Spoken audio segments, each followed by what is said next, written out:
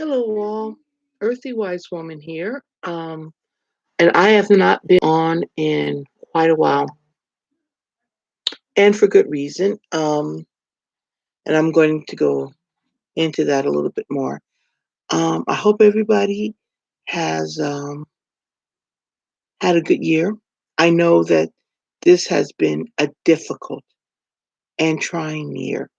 It has been a year of, for some people, a lot of heartaches.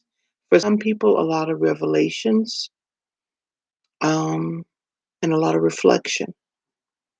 And I'm sure that's been true for quite a few of us. I know it has been for myself. Um, and tonight I want to talk about some of the things that I have learned in this past year and some of the things that have happened to me in this past year.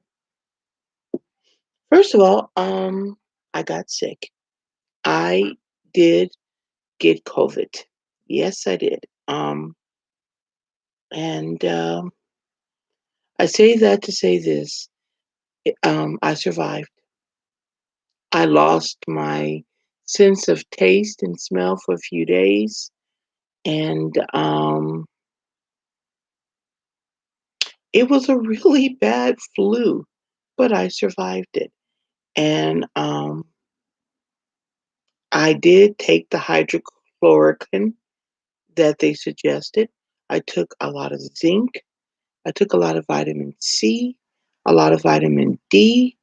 I took a lot of let me think what else I was taking a lot of herbs, as you probably know from seeing my videos. And turmeric, I took a lot of that as well, and garlic. And I survived. I was sick for about I would say about 2 weeks, from beginning to end, about 2 weeks. And I say all that to say this. One of the things I feel that we as a society have a problem with is our diets. Um, we are a society of eat it quick, eat it fast, and there it is. And that is probably going to be one of our greatest downfalls is our diet. And the reason I say that is because food is supposed to be sacred. We should approach it with sacredness. One of the things that most people do not realize is that our ancestors, their greatest, um, do I want to say fight? No, I would say one of the things, their greatest things, their obstacles, their first and most original obstacle was finding food to feed and survive and shelter, but mostly food. One of the first things that we did when casting spells was to cast a spell for a successful hunt, to make sure that we were able to feed our families and that we were able to make it through the winters and make sure we have plenty of food. We were basically an agricultural society and we were close to Mother Earth. We have, and we still have, a symbiotic relationship with Mother Earth. The problem is we forgot that we did. And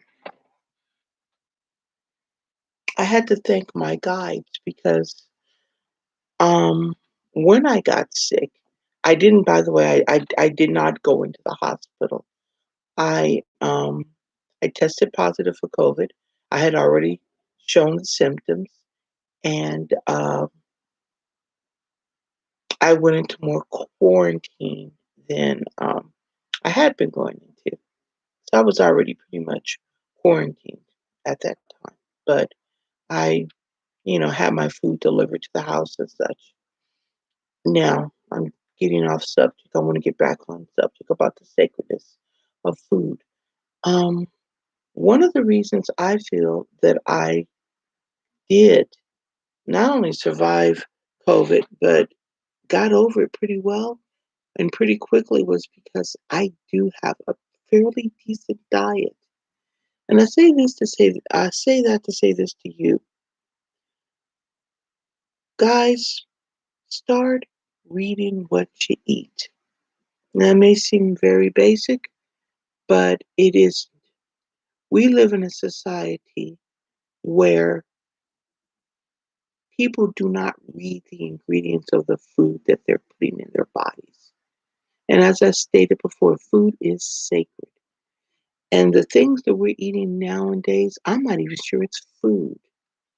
Um, we are eating things that are genetically modified, um, with so much stuff in it that you could put it on the shelf and 5 years later, you can go right back to it and it's still supposedly edible. Food that does not break down, food that does not deteriorate. That's not food. That's not even biodegradable. That's not even healthy. So if a food is not breaking down on the shelf, it's probably not breaking down in your body. Some of the foods that we eat now are the same things that you could find in some of them are just pure plastic. And you can find the same ingredients in your basic paint. Okay, this is not food. And we need to be eating real foods. It's one of the reasons why we are having such a problem with diabetes and high blood pressure and high cholesterol. We go on these weird dietary fast food things, and yet we don't just basically eat a decent diet. And in magic is something that is just not something that I do when I want to cast a spell. It is something that is a part of my life. It is. I live this path. This is my path. Sacredness is my path. It's part of it. And so food is sacred. And this body that I'm currently living in, I need to keep it kind of cleaned up because I have to work with it for a while. My spirit has to work in this body, and I don't need a polluted body because in polluting my body, I will limit my abilities as a practitioner. And I think that maybe you ought to take that into mind.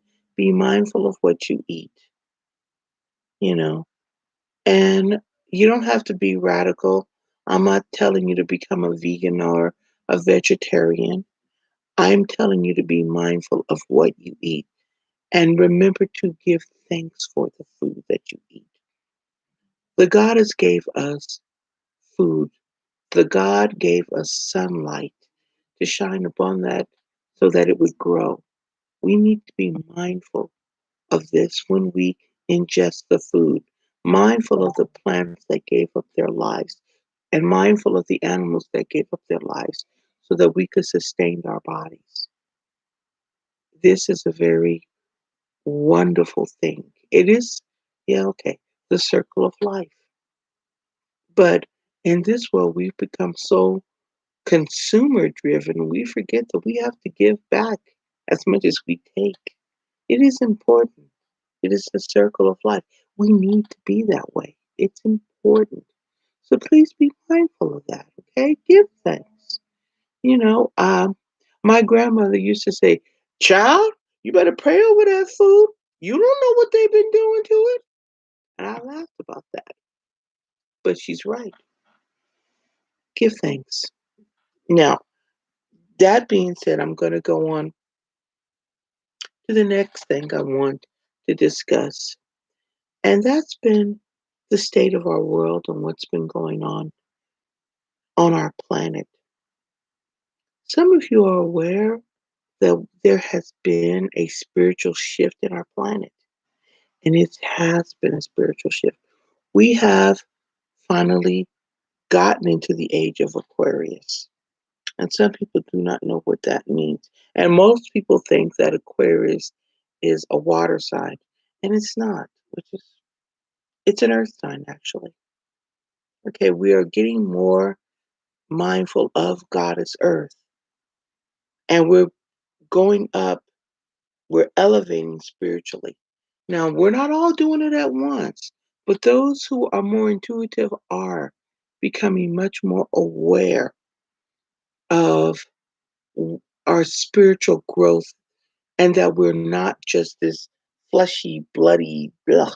We are a spiritual being and we are becoming more into our spiritual selves. Our third eye is coming on. And for some of you who are more aware, science is beginning to sync up much more with spirituality. We are becoming well aware. When we said turn on our third eye, there was a time when we used to think, oh, our third eye, that's so spiritual, that's nice.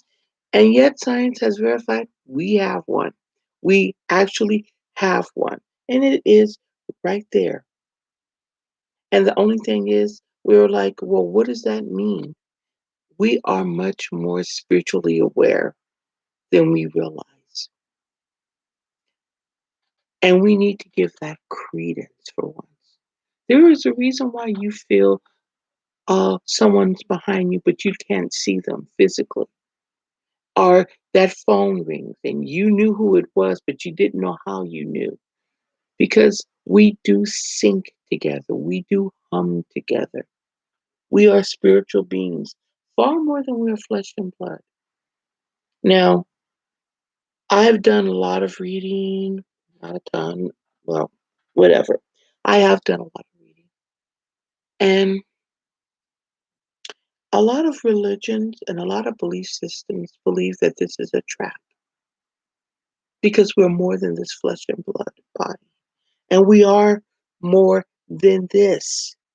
Don't be so preoccupied with your physical body that you neglect your spiritual being. Because when you drop this body, and we all will at some point or another, you are still here. You're still existing. You're still there. You are you.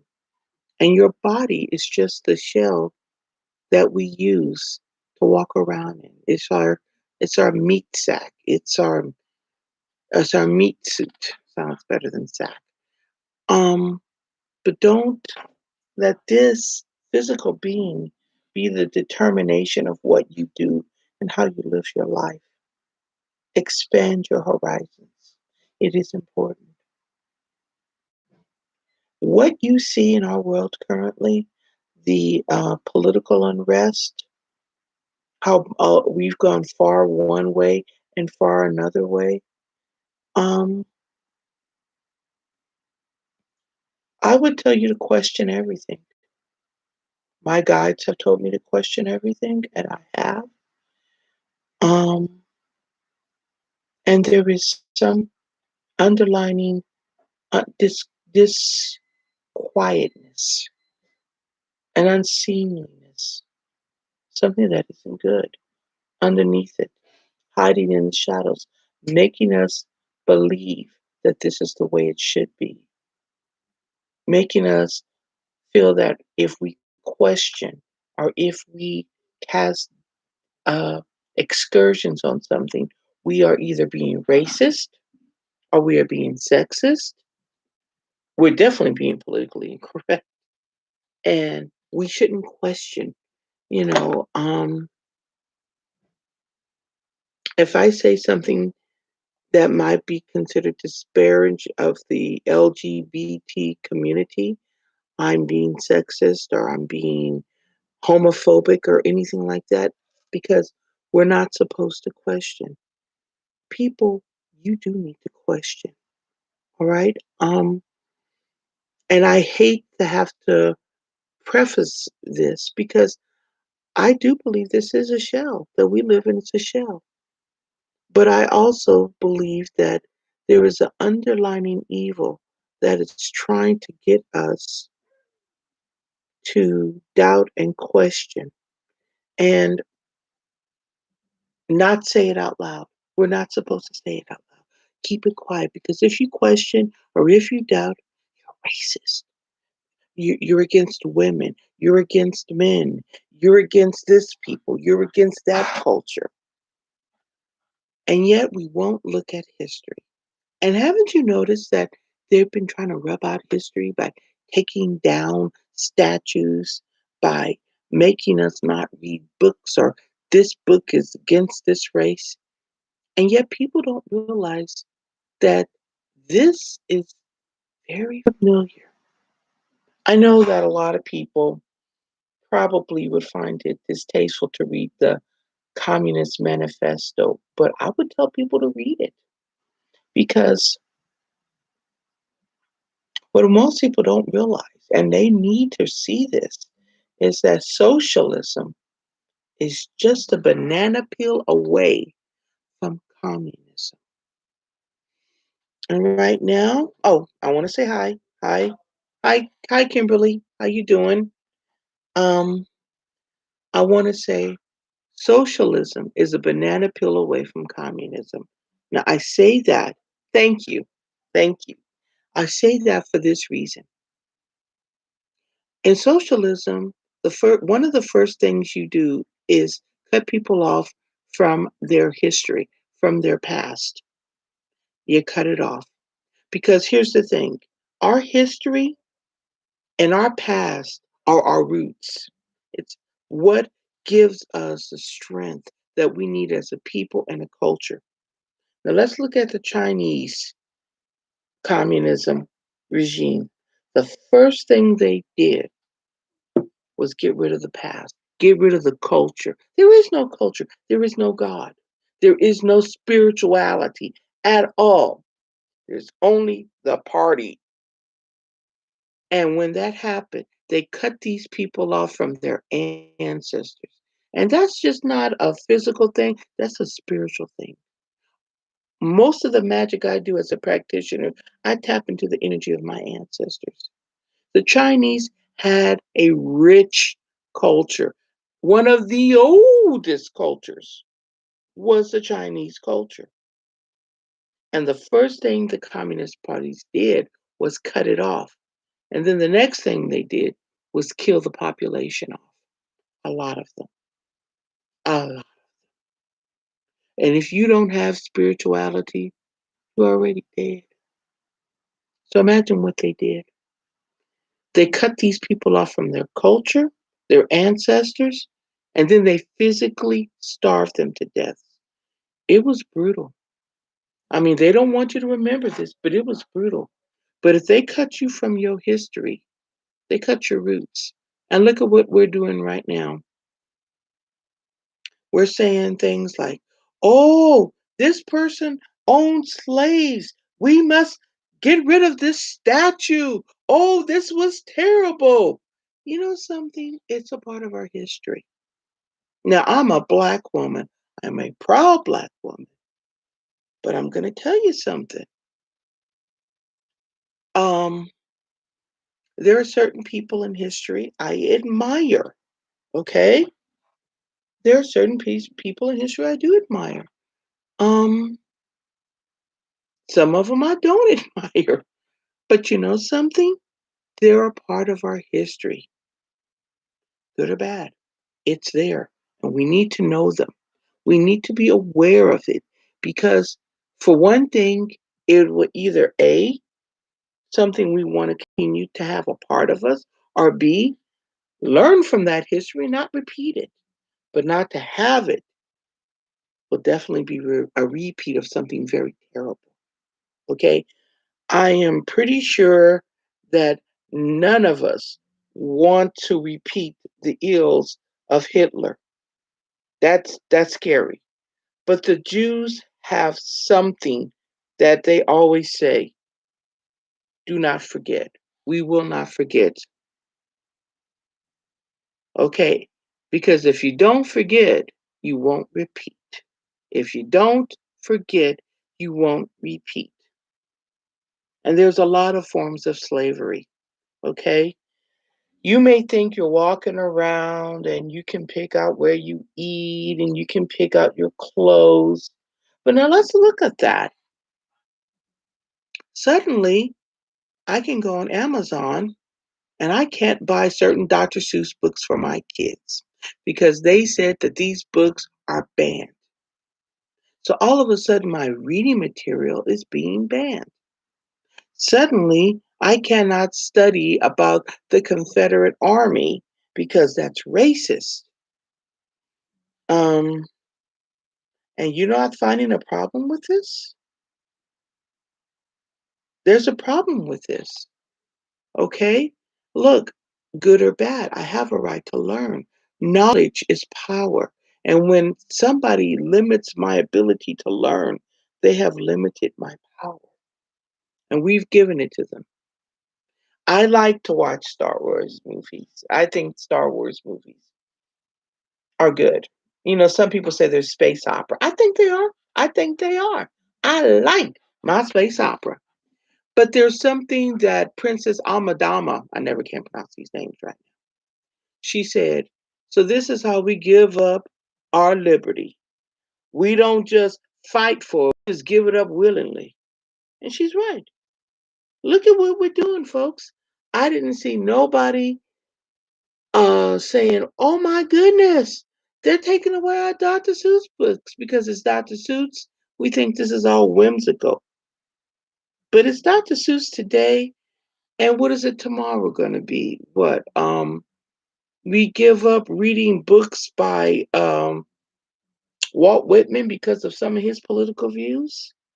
We, stop reading about Nietzsche. Now, I admit Nietzsche was a sick ass mofo.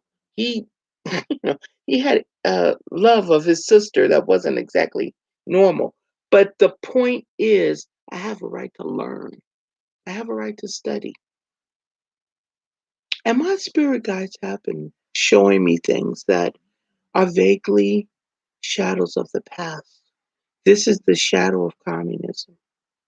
Now, I don't feel like having people say, "Oh my God, you're a radical." I'm not. I'm just seeing comparisons. And when you see comparisons and you ignore them, you are setting yourself up for some serious damage. You are. And Kimberly, I know you know what I'm talking about, girl. I can tell. So, what I'm trying to tell you guys is this: please be mindful of this. Question everything, doubt.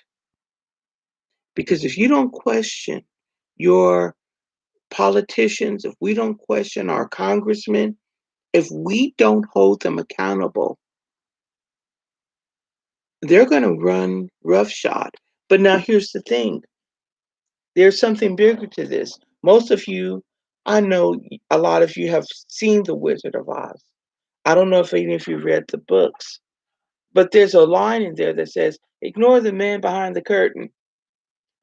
Don't ignore the man behind the curtain.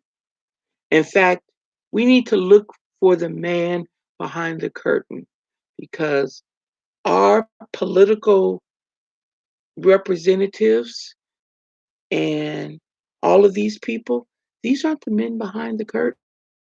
There's somebody else. There's somebody darker. I know that, you know, truth is where you find it. And it's like a lot of you know, I'm a practitioner. I don't deny that. I'm proud of being a practitioner. But I also know that in being a practitioner, I have read other books, many books. But I do also remember something about we don't fight flesh and blood, but principalities in high places. People, this is not about bad people going against good people. There's real evil. This is evil. Okay? Do I have to say evil? There's real evil out there. And we need to be, if you chant, you need to chant. If you say mantras, you need to say mantras. You need to pray for love on this planet. Because if you want to know what the greatest power is, the greatest, most absolute power that can break down anything is the power of love. Now, I know everybody's thinking, Oh, we're going to have this whole kumbaya experience. Well, you know something? We need to. We need to. I don't have to understand the entire makeup of another human being to not realize that if that person suffers, part of me suffers too. Guys, just because something is happening halfway across the world does not mean it doesn't affect you. It does affect you. Stop thinking that's their problem. It's our problem. We are in this together, all right? And we're going to have to get out of it together. We have political people right now who are serving some evil crap. All right, they are servants. They will give up, they've already given up their souls. But best believe they don't have a damn thing about giving up your soul too. They don't care about you. All right? They don't care about you.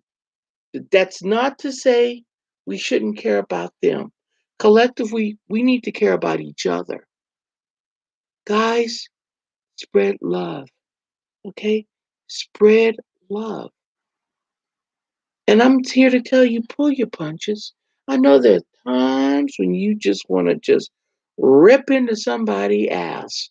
I know it's human, but that's what it is. It's human. Rise above that. Because you know something? At the end of the day, it goes back to that poem, For Whom the Bell Tolls. In England, when someone died, they would ring the bell or toll the bell. And it was not uncommon for people to ask a magistrate or somebody, for whom does the bell toll? And when they used to say that, and when the magistrate said, Joe, Fred, Billy died or something, so you knew who the bell was tolling for. So the answer, when they said, for whom the bell tolls, and the person turned around and said, it tolls for thee, it's because when somebody dies, a little of all of us die. So, guys, if things are going on in China that you see right now, be aware that's happening to us, all of us collective. You want to fight this evil? Stop thinking this evil is affecting them over there or those over there. This evil is affecting all of us. And collectively, we have to fight against this. We have to not just look for the man behind the curtain. We need to rip the curtain down and expose this evil for what it is. Listen, I find it rather interesting that Washington, D.C. was built on a swamp because that motherfucker's still a swamp. And it's full of evil people who do not have our best interest at heart. Don't think they do, they don't. And I'm here to tell you, and I'm going to say this, I may get kicked off of YouTube or something. But if you really think that that person who's sitting in that White House right now is your president, honey, I don't even think he's even of this planet right now because his head is every which way. I'm just going to ask the questions like, why haven't we had a State of the Union yet? I'm just wondering because by now we're supposed to have had a State of the Union. I was looking for that thing to be on TV. Why haven't we had a State of the Union? Hmm, that's interesting. Why am I seeing my vice president more than I'm seeing my quote unquote president? Mm, that's interesting. Why is this man stuttering and stabbing when he does try to talk? Why do they not let him talk that often? Who's really in power? Who's really in power? And then I got to ask the other question. Why is it that we don't discuss what's going on with his sons anymore and that whole thing with the computer and all that stuff about the pedophilia? Why do we just sweep that under the cup? Why doesn't the mainstream media talk about it anymore? They don't even bring it up. It's like it never happened. It happened. All right. Children have been harmed. Kids are being harmed. Why isn't anyone calling this out? Somebody needs to bring attention to this. Why is it that all of a sudden I'm just asking. I'm just asking. Why is all of a sudden we having immigration problems again? I mean, we weren't having them.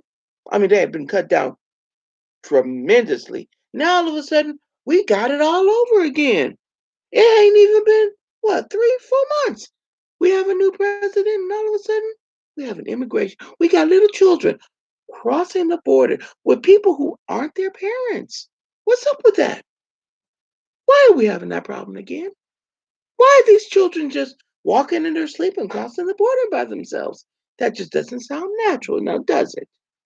Why isn't anybody questioning this? Why is it that all of a sudden we went from having gas prices that were, you know, pretty reasonable gas prices, to now they shot right back up again? Why is that? Did gas all of a sudden become scarce once we got a new administration in office?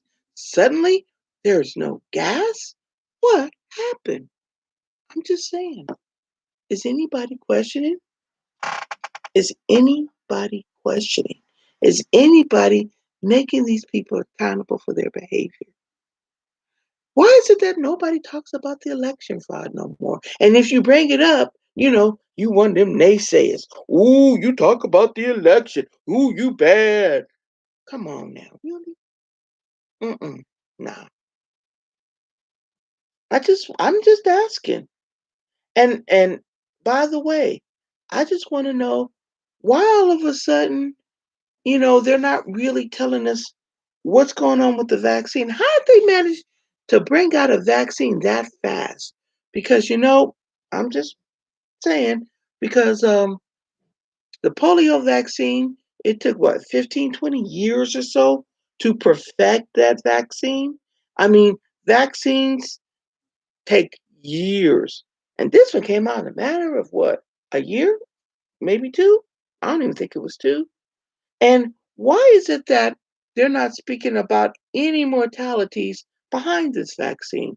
Now, I say that to say this. Last week, my friend's father took the shot. He was in his mid 40s, healthy man. He was healthy. 20 minutes after he took the shot, he went into convulsions and the man passed away. I'm not saying anything. I just found it interesting. He took the shot and he passed away, and there was nothing wrong with him beforehand. And now I have had COVID. I'll say it, I've had it. And so I asked my doctor, well, doc, I've had COVID. Do I need to take the shot too? Because I'm not going to. I'm just going to say that now. I'm not going to take a shot. I don't believe in the shot. And I do believe that if I do believe there was an agenda. I'm saying it, yeah, I believe there was agenda to shutting down the world. I am impressed that they were able to do that, but they did it. And now I want to know why. I know that my liberties got taken away, and yet nobody's even questioning because they hit us on a level where they knew that they could, our health, because people are scared of dying. People are scared of being sick. We have the zombie apocalypse coming. Oh my God, this is going to kill us. They prepared us, if you think about it, with some of the movies that were out there for a pandemic. Sure, we were. And now, how are they going to open it up? How are they going to open up? Because here's the thing, I don't, I don't believe it was ever this bad because I find it interesting that they're pushing COVID, but nobody got the flu this year. Am I the only one who noticed that nobody got the flu? Hey, I didn't get the flu. Where's the flu shot? No, they weren't talking about the flu. COVID, COVID, COVID. Put it out there. Make them scared. Keep them fearful. There is a new world order coming if we don't fight it. It doesn't have to be like that. Love. That is the powerful thing because here's the thing. If you think that the new world order has us in their best interest, you are fooling yourself. Okay? Some of you guys need to read up because Bill Gates ain't your friend. Bill Gates would love to cut our population down to 250,000 people. That's a lot of people, but we have 7 billion. So what do you think they're cutting it down to? Practically nothing. Okay? And you're right. COVID was a really bad flu. It was. Theraflu, rest, sleep, a lot of chicken noodle soup, and I survived it. And so most people will. Most of the people who passed away of COVID were the elderly. And the elderly usually have compromised immune systems. But let me say that to say this. The elderly who lived in close quarters and nursing homes. And I find it interesting that they put more people in resting homes who had COVID. Gee, that was almost like they were trying to kill them. Of course, we're not supposed to say that. They weren't trying to kill those poor old elderly people by putting them in resting homes that they knew that these people tested positive for COVID. Hmm, interesting. And I also want to say that my mother survived. She didn't have COVID, but my mom sits outside every day. She works in her. She got plenty of vitamin D. She drank plenty of water. My mother's going to be 80 this next coming June. She's in her right mind and she's very spry. Doesn't look like she's 80. Okay. She takes her vitamins. She's very religious about that. And she's a very spiritual woman. And that's the one thing that we have taken away is our spirituality. And now I am not a Christian. I am a spiritual woman. And the one thing I noticed that they took away when they did all of this was our spirituality. They tried to cut us off from our spirituality. And I'm here to tell you one thing. If none of us question and if none of us say something to make those who are in government accountable for their behavior, I believe that what Eisenhower said is going to happen. Beware of the military industrial complex because it will happen. Love, love. That is the magic. That is what will bring us up to a higher consciousness. It's that simplistic.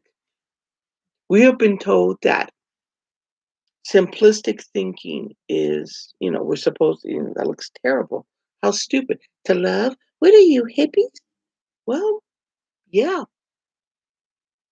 to love is the greatest of all vibrations. It will raise us to a new consciousness. It will turn on our third eye and open us up to what we are supposed to be. Do you really think this is your only level of consciousness? No. I don't like to refer to it as an altered state of consciousness. I like to believe that we should be growing into our natural state of consciousness. We are not in our natural state, not yet, but we will be if we learn to love. Not just love each other, but also love ourselves. Care. Care about our collective universe. Care about the plants. Care about the animals. Care about each other.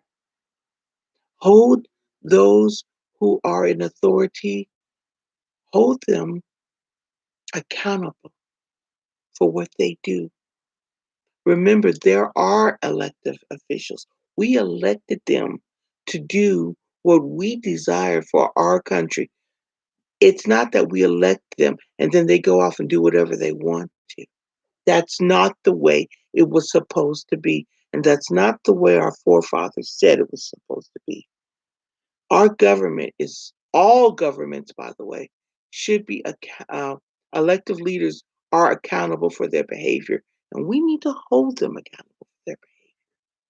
Now, on that note, I have been preaching now for close to 40 minutes, and Kimberly, thank you for staying with me. I appreciate that. I'm gonna let you guys all go right now. I dare say there probably will be another connection, another of me doing one of these talks, fireside chats. Of course, there's no fireplace, but this is definitely a chat. And I'm going to suggest to all of you guys meditate, take care of yourselves, eat right, get enough sleep. Say hi to your neighbor across the street. Say hi, just wave. It don't take much. It's just a little common courtesy. Tell somebody good morning. Ask them how their day is. You know, donate some old towels to the ASPCA. You know, give some food to somebody you see in need. Just a little kindness. It goes a long way. It raises the vibration. Think about it. Just a little bit of something, something. A little kindness goes a long way. It spreads. And like the little kid said, pay it forward. Love your neighbors. Don't go out of your way to be evil. Just love. Be kind. It's cool to be kind because you know something? It will raise the vibration of the universe. And on that note, love and light to everybody and peace out.